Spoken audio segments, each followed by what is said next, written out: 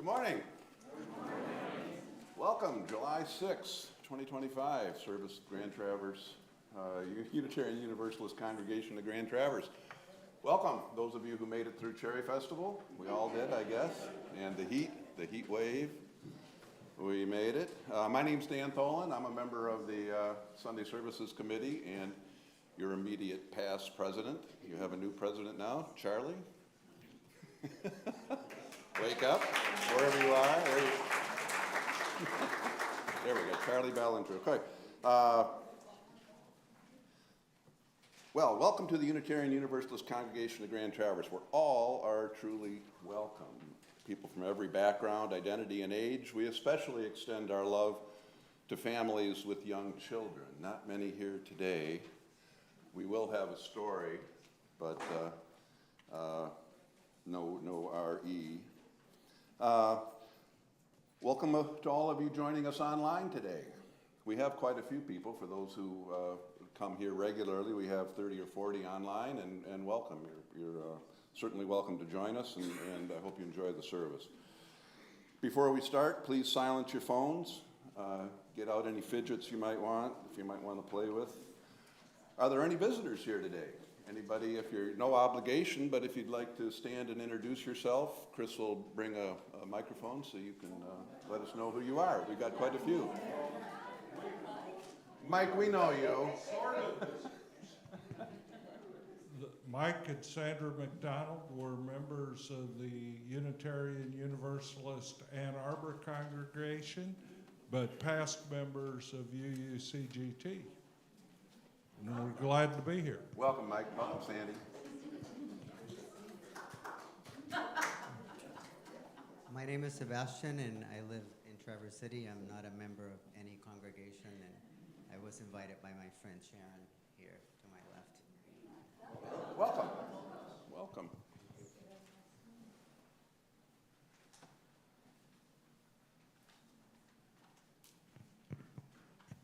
My name is Beth Carpenter, and I am visiting from Atlanta. So I thought, what a great congregation to come visit. So thank you for welcoming me. Welcome. Enjoy the cool weather. Okay. Well, please join us in the social hall after the service. We'll have coffee and treats, and grab a yellow cup so we can introduce ourselves, make sure make you feel welcome. Well, today's service on freedom, it's timely, of course, not just for the date of, right here, the 4th of July, but also the period we're living in. Freedom is something we need to be reminded of. We are so happy to have Emmy Lou Belcher here. For those of you who don't know Emmy Lou, and I was surprised to find out how many there are, but that's my age showing. She was here for 15 years, from 1989 to 2004 or so. It took us, I can't remember, were we at the Women's City Club when you came, or we were on 5th Street? We were in the Women's City Club. So you took us from Women's City Club to 5th Street, 5th and Oak, to here. And at the time she left, we had 2 services going because we just couldn't seat them all at one, and a full RE program. So we're trying to build back up to what we had then, and so we're so happy to have her here. And you can rest of us see what helped us grow. Welcome, Karen. Yeah, we got a lot of the old timers here, so this is good.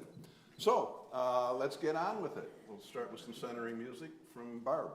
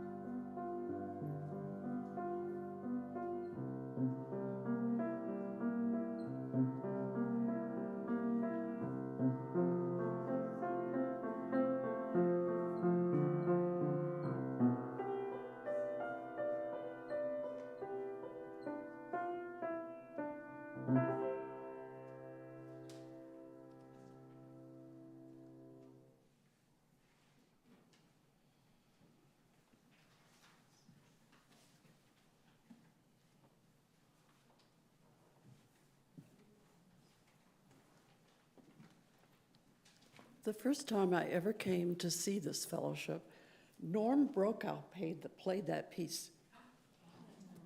If any of you who know who Norm is, he was still a high schooler, a talented musician. And the last time I came to see you, he brought his baby. I welcome you into this place of peace, this place of justice, this place of community, and I welcome you to be yourself and enjoy each other. We have a mission statement? Oh, we do, on the back of the order of service. Yeah. Here, we'll light the chalice. Okay. It's okay. Here, you can, Okay, it's good. you could read that. It's one of the best ones I've ever seen, by the way, is your mission statement. It's a new one, as of last year. Okay, if we could recite the statement, if you could, in the microphone. Oh, okay. Grounded in love, we protect the web of life by building beloved community, making good trouble, radical love, and engaging in lifelong learning.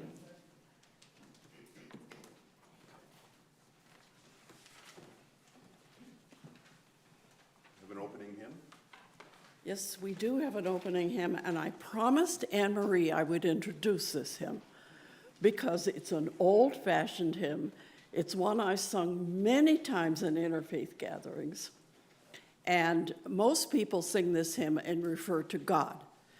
I refer to freedom, and if you substitute the word freedom wherever you feel like the word God, you'll get it. So I think it's 290, is it? 190. 190, thank you. Please rise in body or spirit. We'll sing our song.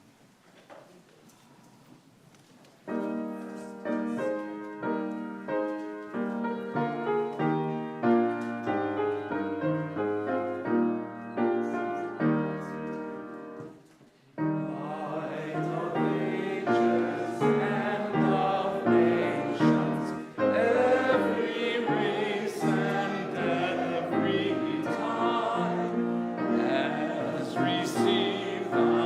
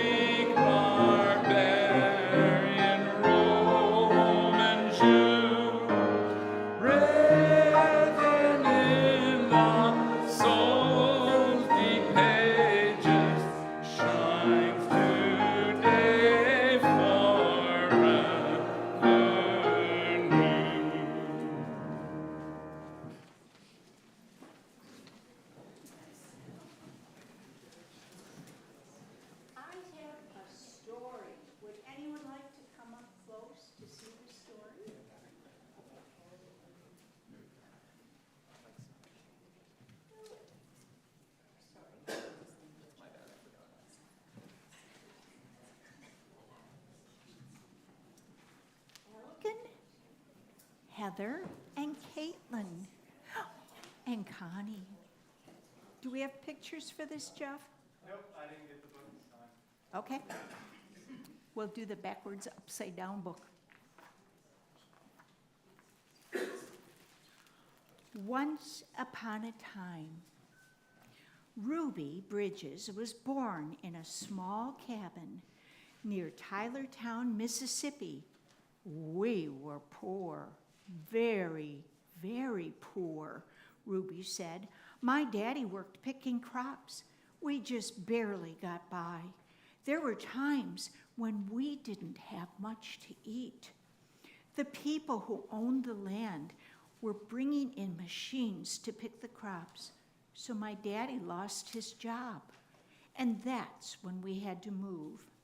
I remember us leaving. I was 4, I think.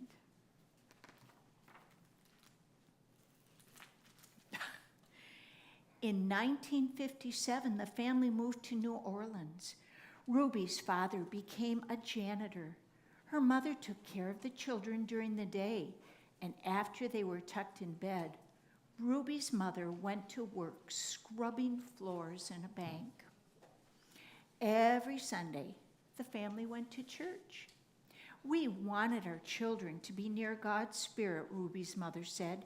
We wanted them to start feeling close to Him from the very start. At that time, black children and white children went to separate schools in New Orleans. The black children were not able to receive the same kind of education as the white children. It wasn't fair, and it was against the nation's law. In 1960, a judge ordered 4 black girls to go to 2 white elementary schools. 3 of the girls were sent to McDonough 19. 6-year-old Ruby Bridges was sent to 1st grade in the William France Elementary School, all alone. Ruby's parents were proud that their daughter had been chosen to take part in an important event in American history. They went to church. We sat there and we prayed to God, Ruby's mother said, that we'd all be strong and we'd have courage and we'd get through any trouble. And Ruby would be a good girl, and she'd hold her head up high and be a credit to her own people and a credit to all the American people. We prayed long and we prayed hard. On Ruby's first day, a large crowd of angry white people gathered outside the Franz Elementary School. The people carried signs that said they didn't want black children in a white school. People called Ruby names, and some wanted to hurt her. The city and state police did not help Ruby. The President of the United States ordered federal marshals to walk with Ruby into the school building. The marshals carried guns.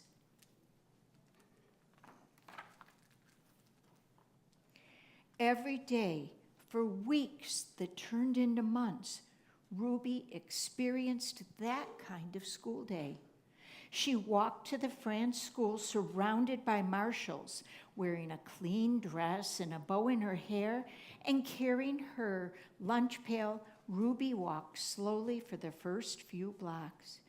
As Ruby approached the school, she saw a crowd of people marching up and down the street. Men and women and children shouted at her. They pushed toward her. The marshals kept them from Ruby by threatening to arrest them. Ruby would hurry through the crowd and not say anything. The white people in the neighborhood would not send their children to school. When Ruby got inside the building, she was all alone except for her teacher, Mrs. Henry. There were no other children to keep Ruby company, to play with and learn with, to eat lunch with. But every day, Ruby went into the classroom with a big smile on her face, ready to get down to the business of learning. She was polite, and she worked well at her desk, Mrs. Henry said. She enjoyed her time there. She didn't seem nervous or anxious or irritable or scared. She seemed as normal and relaxed as any child I've ever taught. So Ruby began learning how to read and write in an empty classroom, an empty building.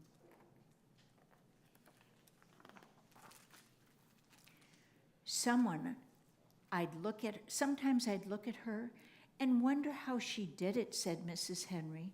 How she went by those people and sat there all by herself and yet seemed so relaxed and comfortable. Mrs. Henry would question Ruby in order to find out if the girl was really nervous and afraid, even though she seemed so calm and confident. But Ruby kept saying she was doing fine.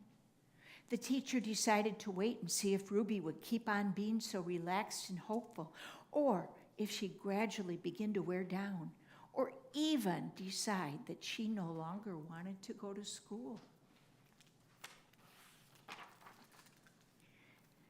Then, one morning, something happened. Mrs. Henry stood by a window in her classroom, as she usually did, watching Ruby walk toward the school. Suddenly, Ruby stopped, right in front of the mob of howling and screaming people. She stood there facing all those men and women. She seemed to be talking to them.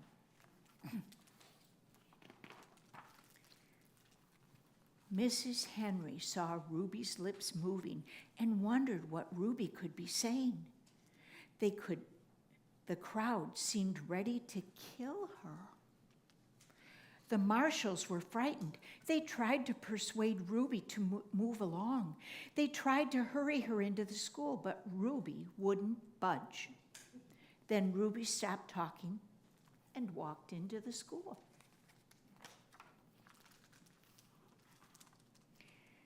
When she went into the classroom, Mrs. Henry asked her what happened.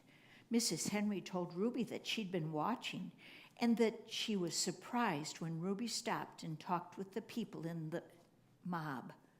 Ruby became irritated. "I didn't stop and talk with them," she said.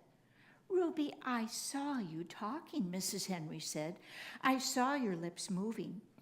"I wasn't talking," said Ruby. "I was praying. I was praying for them."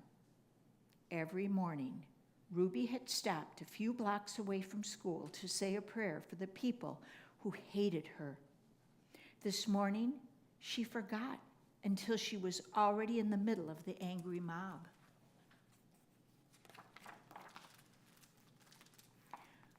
When school was over for the day, Ruby hurried through the mob as usual. After she walked a few blocks and the crowd was behind her, Ruby said the prayer she repeated twice a day, before and after school. "Please, God, try to forgive these people, because even if they say those bad things, they don't know what they're doing. So you could forgive them, just like you did those folks a long time ago when they said terrible things about you." And that is the end of the story. Do you want to take this and look at it, Eldon? Why don't you take that back with your mama and look at it?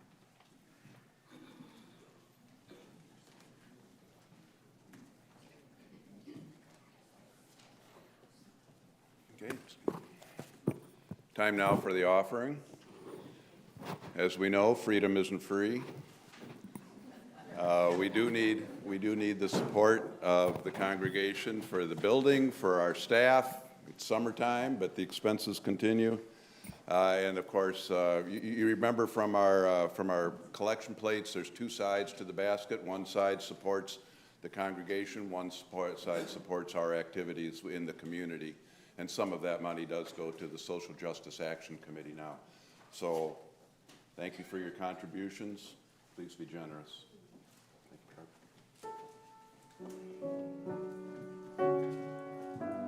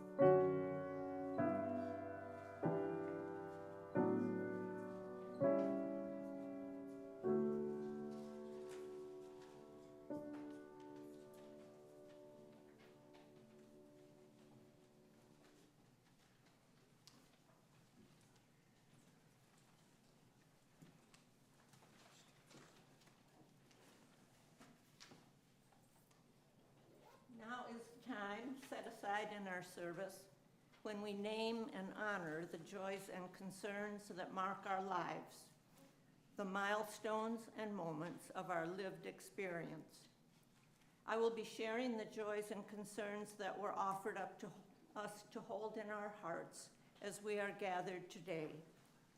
If you have a joy or concern that is a bit too tender or raw to share in our service, I invite you to reach out to a member of the congregational care team. You can identify members by the purple banner on the name tags. Are any members of that committee here today? If so, would you raise your hand? We have Carl Kyneth, Connie Metcalf, Ann Swaney. So they are good listeners if you need to speak to someone. If your joy or concern is still too raw and tender, you may also light a candle at any time during the service, knowing that you are held in the loving hearts of this community. For, as Reverend Alex says, none of us was ever meant to travel life's journey alone. Now, here is what has been shared with us this morning. Joanne Sheard is back in the hospital. As many of you know, she has been recovering from a broken ankle. This is now complicated further by a fractured vertebrae. Thankfully, no surgery, but the recovery will be tricky and long.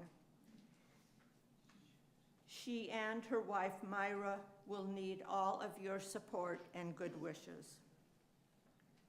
From Kim Greeby, a joy to have our first called minister back today. Kevin and I were her first marriage, almost 36 years ago. She did a great job, and we are still happily married.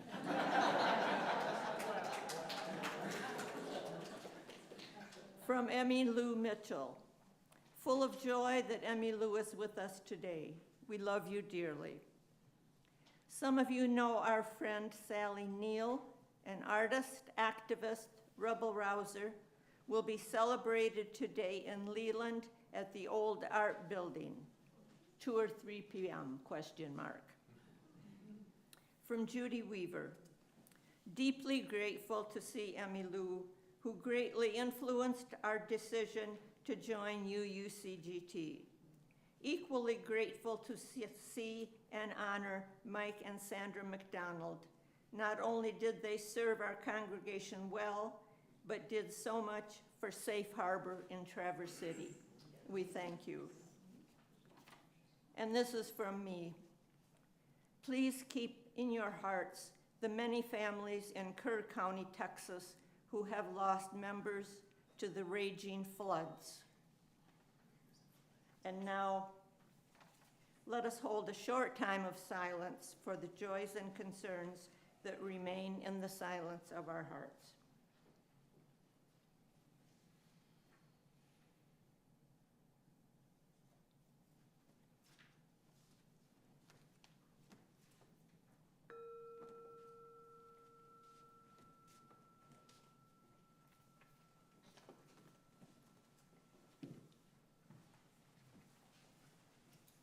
Join us in singing a response, Spirit of Life.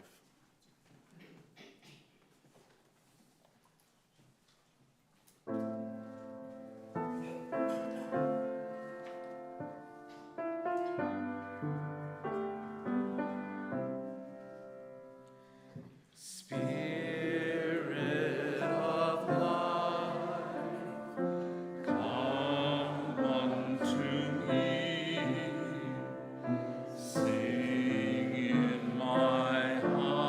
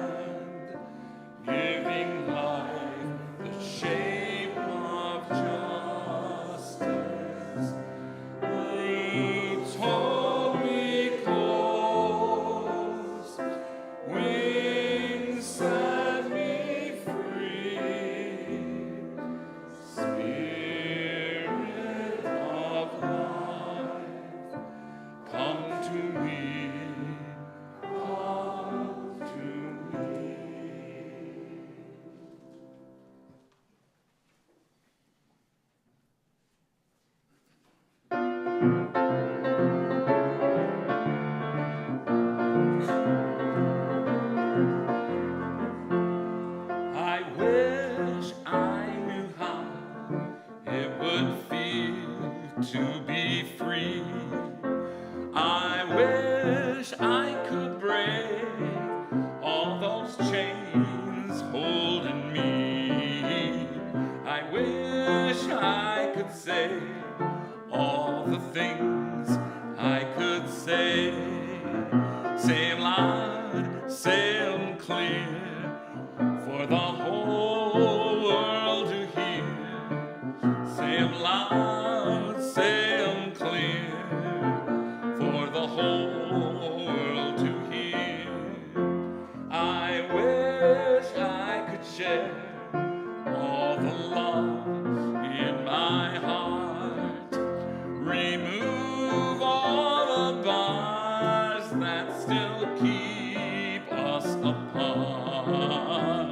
I wish you could know what it means to be me. Then you'd see and agree everyone should be free. Then you'd see and agree everyone should be free. I wish I could give all I'm longing to give. I wish I could live like I'm longing to live. I wish I could do all the things I can do. Though I'm way overdue, I'd be starting anew. Though I'm way overdue, I'd be starting anew.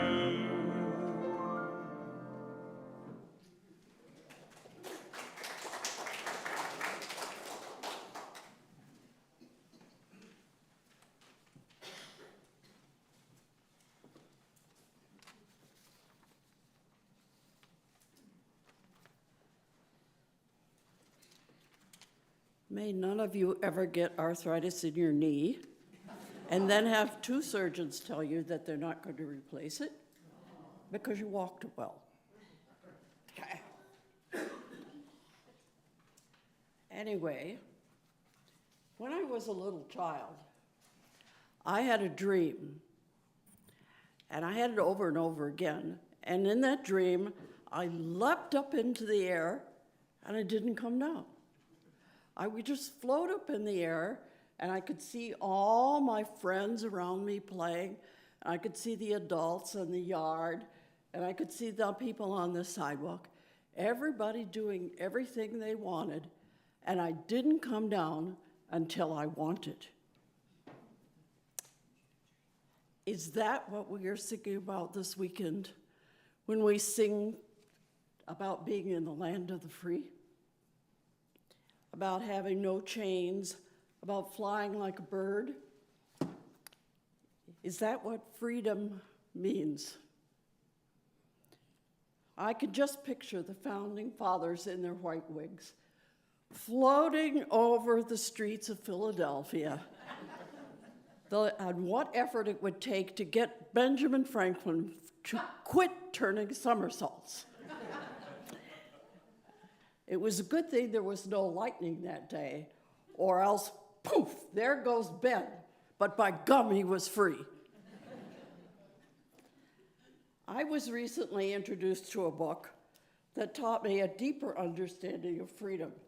This is the book. This is a large type version, which is why it's so big, but it's not small anyway.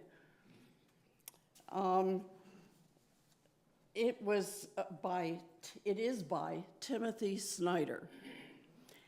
Reverend Alex told me that he preached a sermon on another book by Snyder on tyranny. And lay members compared that to the play Wicked, which I think sounds absolutely wonderful and creative. When I checked your newsletter, I noticed that several services, including the one last week, were about freedom. At that time, I'd already written a lot of this sermon, so I decided to stick with this topic. I just hope I'm not repeating anything that you've heard before. So I will touch on a few things that have taught me to look a little differently at freedom, and ways I have seen it growing and blooming, and I hope this is enlightening to you too. First, the material from Timothy Snyder. Those of you who don't know or might have forgotten, Timothy Snyder is an historian who at one time taught at Yale. He did his PhD thesis in Russia, in Russian, on tyranny. He has a creative mind, and I liked reading his book. Snyder is a specialist in Eastern European history and cultures. He speaks several languages, including Russian and Ukrainian. And when he was writing this book, Russia invaded Ukraine. So he went there. That's what we all do when there's a war, right? So the topic of freedom in this book includes current information gained from that conflict. Freedom is not a thing, not something you possess, and it isn't static. I pictured it as a huge golden area that floats over our head and then through us and keeps ourself alive, and it's a way of being in the universe in which we dwell. This freedom is not freedom from something, not from chains or from Russians. That would be liberation, says Snyder. Snyder studied, oh, wait a minute, I missed a page. Oh, what do you know? But freedom is something continuously created, continuously moving towards something. That something is our vision.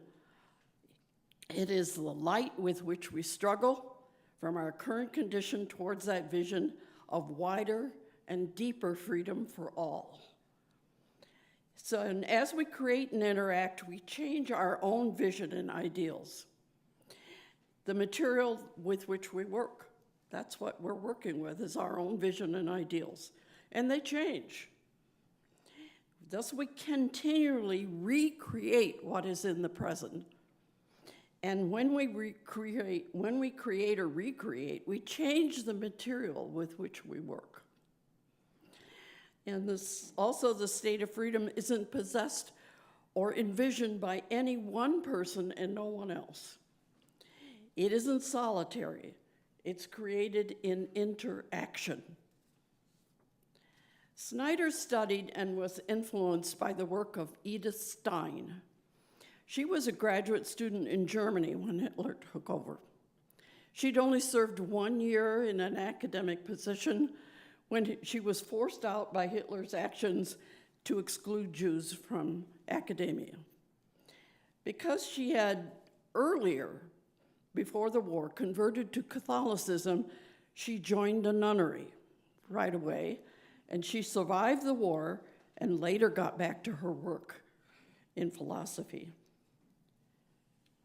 In German, the language in which Edith Stein worked, the word body is said with two different words.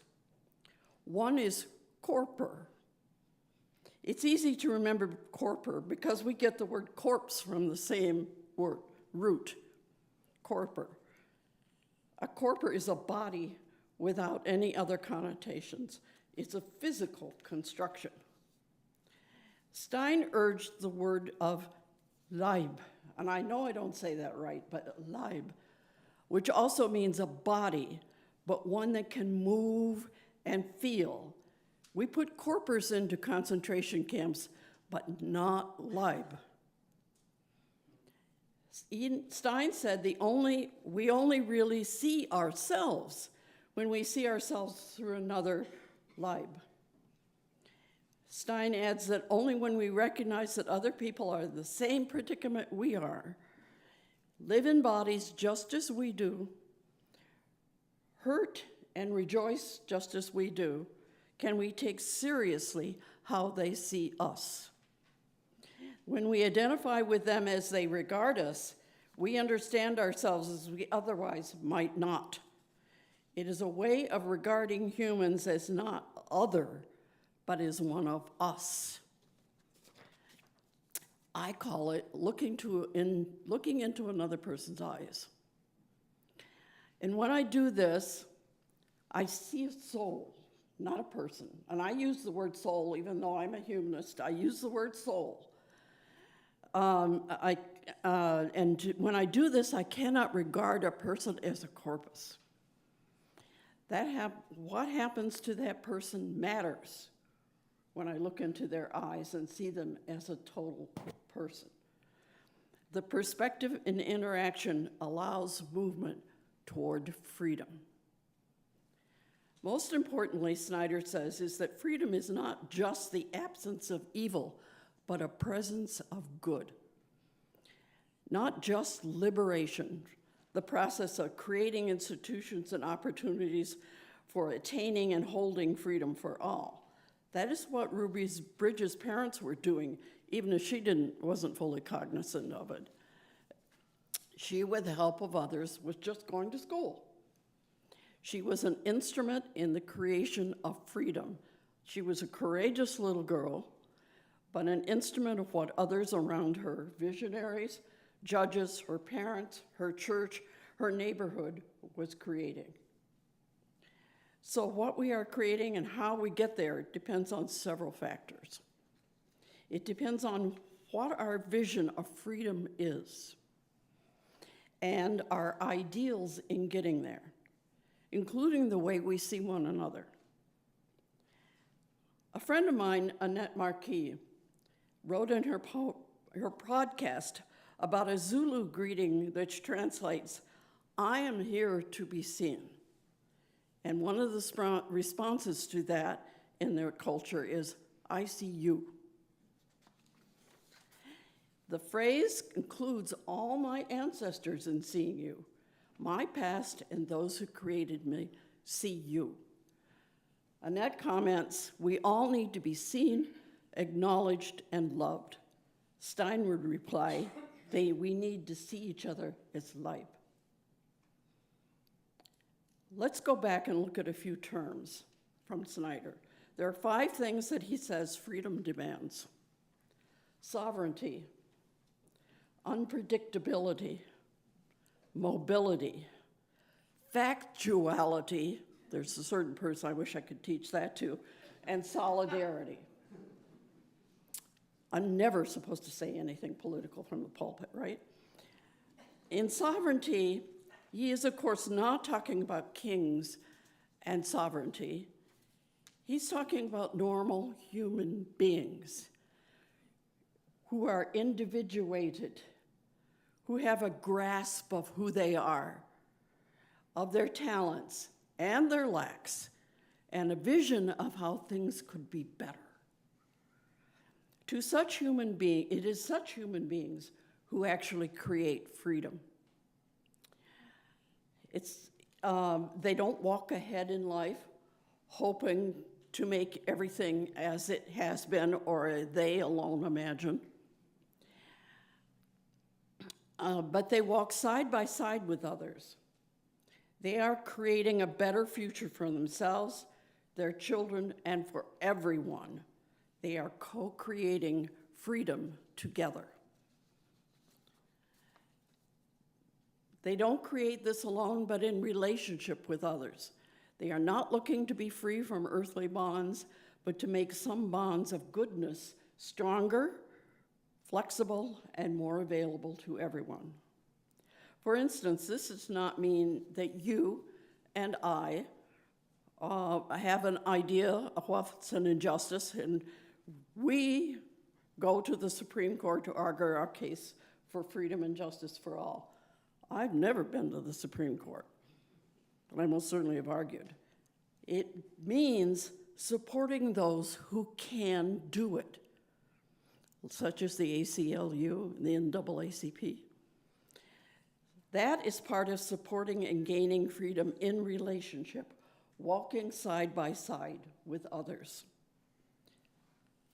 Someone I believe is creating freedom is Jamal Cole, of Chicago. Kim is laughing. When he had served a term in jail as a youth, he came out determined to offer teens in his neighborhood something different, something more. He formed clubs in his neighborhood where teens received support, and he noticed so many had PTSD from things that happened in their lives and in their neighborhood. He took them to see what people were doing in other neighborhoods like theirs, starting businesses, growing food in hydroponic farms, raising children who are happy. He taught them how to be leaders, how to help each other and their neighbors. Learning to be leaders happens in their community. These young people are not engaged in crime, as were so many teens when Jamal was that age.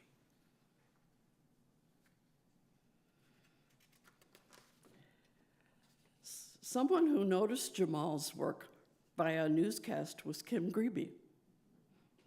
She wrote to Jamal and invited him and some of his teens to come for a vacation in Traverse City. And they did come. She has been repeating this opportunity for 6 years now. 9 years. 9 years she has done this. I saw Facebook pictures of the last group as they had a backyard barbecue, played in the waters of the bay, rode together on a long day trip to Mackinac Island, and when it rained, they swam in the pool of the Grand Traverse Resort. They had a ball. And Kim offered a safe and fun time, a time of joyous freedom for them. And in doing that, she is also creating freedom, both for herself and for others. She rewards their hard work in a struggling neighborhood to create a better life for themselves and for others, and she makes a difference in other people's movement to create freedom. Most of Snyder's categories are obvious: mobility, factuality, solidarity, which I talked about, but the concept of unpredictability was a little harder for me to grasp. Freedom requires unpredictability, said Snyder. Well, we are creating it as we go along, aren't we? And I cannot tell what it will look like in the future if we are creating or recreating it, new institutions and creating new directions and even new ideals.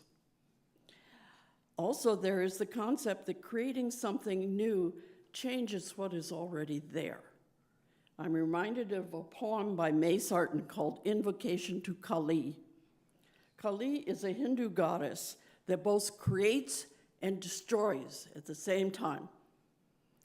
She devours all that there is here to make way for the new. For birth of the new cannot be without destruction or dismantling of something old. Sarton writes, every creation is born out of the dark. Every birth is bloody. Something gets torn. Kali is there to do her sovereign work, or else the living child will be stillborn. Women who have had children know their bodies are never the same after growing and giving birth to a new life. If we change a pattern in our lives, the old pattern is destroyed as the new one takes place. Freedom is constantly being created. The old is constantly being reshaped. So freedom is unpredictable. Tomorrow will not be like today. Living in freedom is living in a moving world, not a static one. Living in freedom is, we cannot return to the past, but we must create the future. The teens whom Jamal Cole mentors will not be the same as they learn. They will change, which is both the reality and the hope. Our vision of the future is one of a better place than we have today. So each step toward our vision is of a better world, and it unmakes the past of both our vision and our being. And it is a future that we have not seen. The Chicago teens are making something new of themselves and therefore of the world around them. The form of freedom is constantly being created, which makes it unpredictable. Snyder also says that losing one's bonds does not make freedom. Chasing out Russians does not make freedom. It is what we do afterward that creates freedom or doesn't. Snyder calls losing one's bonds negative freedom. It gets rid of an evil, but not necessarily makes a good. Freedom, says Snyder, is not about the loss of an evil, but is always contains good and moves toward good. Some cultures, other than ours, don't define freedom as losing an evil. They are not as casting off injustice, but as movement towards and with the good. That's how they define it. They define it that way in Finland, which is supposedly the happiest place on earth to live right now. Not about getting rid of injustice, which they have plenty of, just as we all do, but about what they create afterwards. Not freedom from, but freedom to. The soldiers of Ukraine are not just getting rid of the Russians. They are creating a ground in which freedom can be created. They call their current war a process of deoccupation. They do not call it a war, and they do not call it a process of getting rid of Russians. They call it deoccupation. When Snyder talked to them, they did not say they were fighting for freedom. So he asked them what they thought freedom would be like after deoccupation. One soldier he interviewed was in rehab. He felt that freedom was about everyone having a chance to fulfill their own purpose after the war. Another said it would be a smile on his son's face. Can you imagine how traumatized the children of Ukraine are? A smile on his child's face. And a commander said that freedom meant a normal life with prospects. A normal life with prospects is what freedom is. To them, freedom was where some things were the same and others were better. It was life expanding and growing. So freedom is not just about the absence of evil, but it contained the presence of good. There is, of course, much more in Snyder's work, and I urge you to get a copy if you're interested in the book on freedom. And right now, I am here to be seen, and I see you. It has been a great pleasure.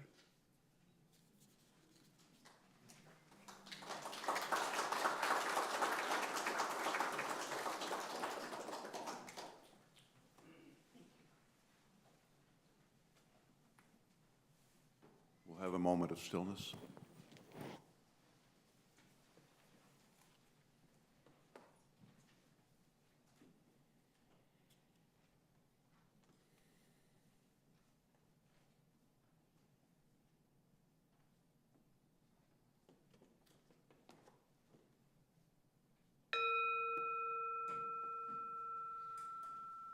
Okay, now it's time for announcements. We only have one today.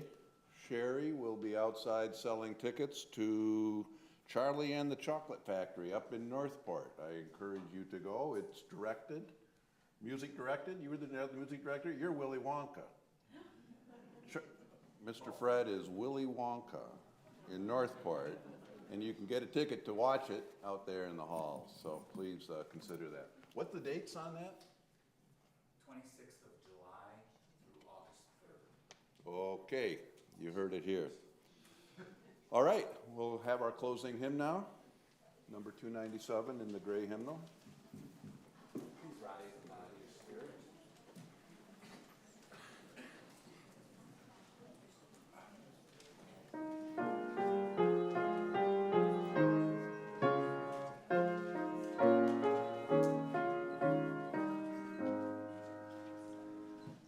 The star of truth but dimly shines beyond the veiling clouds of night. But every searching eye divines some partial glimmer of its light. The certainty for which we crave, no mortal ones can never know. Enchanted waters we must brave and face whatever winds may blow. Though farther we may long, we must not let our courage fade. And though the winds of doubt blow strong upon the trackless ocean sail, from honest doubt we shall not flee, nor fetter the inquiring mind. For where the hearts of all are free, a truer faith we there shall find.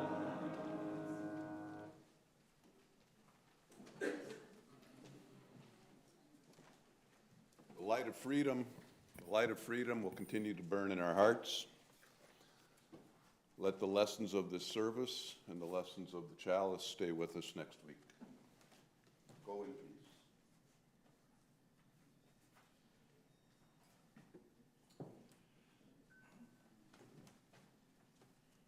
And as I dismissed this congregation every single Sunday, I said, may you grow in love.